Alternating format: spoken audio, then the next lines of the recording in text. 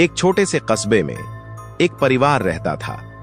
माता पिता रवि और सीमा अपनी बेटी आर्या के साथ खुशहाल जीवन जी रहे थे।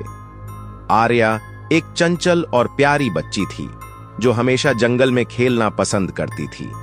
एक दिन आर्या पास के जंगल में खेलने गई और लौटकर नहीं आई। शाम होते ही जब आर्या घर नहीं लौटी तो रवि और सीमा चिंता में पड़ गए। उन्होंने अपने पड़ोसियों को बताया और सभी ने मिलकर आर्या को ढूंढना शुरू किया। धीरे धीरे यह खबर पूरे कस्बे में फैल गई और पूरा कस्बा जंगल में आर्या को ढूंढने में लग गया। जंगल गहरा और घना था।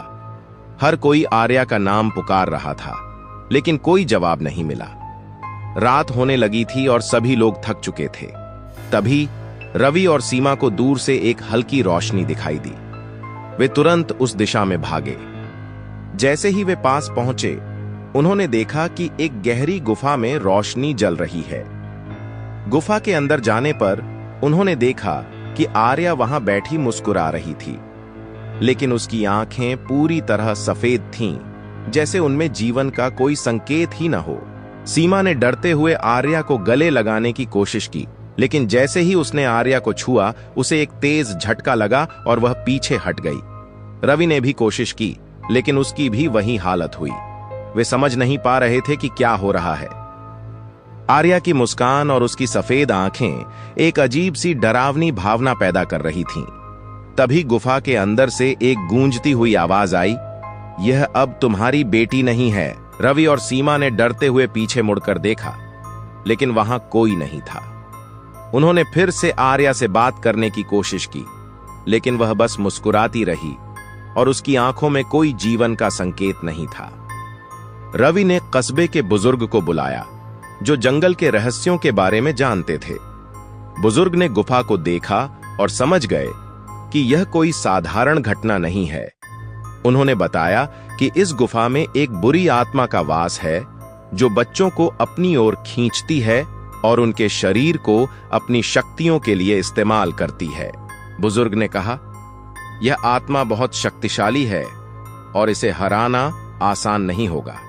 हमें मिलकर एक विशेष अनुष्ठान करना होगा ताकि इस आत्मा को यहां से निकाला जा सके और आर्या को बचाया जा सके। रवि, सीमा और बाकी कस्बे के लोग बुजुर्ग के निर्देशों का पालन करते हुए अनुष्ठान की तैयारी करने लगे। उन्होंने एक विशेष मंत्र और पवित्र जल का उपयोग किया। गुफा के अंदर जाकर उन्होंने अनुष्ठान शुरू किया। जैसे ही अनुष्ठान शुरू हुआ, गुफा में तेज हवाएं चलने लगीं और आर्या की चीखने की आवाजें आने लगीं। उसकी आंखों से सफेदी गायब हो रही थी और उसकी मुस्कान भी धीरे धीरे डर में बदलने लगी।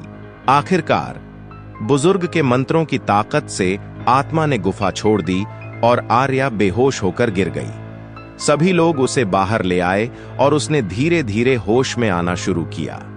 उसकी आंखों में फिर से जीवन का संकेत था और वह अपने माता पिता को पहचान गई। और सीमा ने राहत की सांस ली और आर्या को गले लगा लिया। इस घटना के बाद कस्बे के लोगों ने गुफा को पवित्र घोषित किया और वहां जाने से मना कर दिया। जी, अगर आपको यह कहानी पसंद आई हो तो हमारे चैनल को सब्सक्राइब करना न भूलें और इस वीडियो को लाइक और शेयर जरूर करें। हम जल्द ही एक और रोमांचक कहानी के साथ वापस आएंगे। तब तक के लिए सुरक्षित रहें और याद रखें, हर जगह कुछ न कुछ छुपा होता है।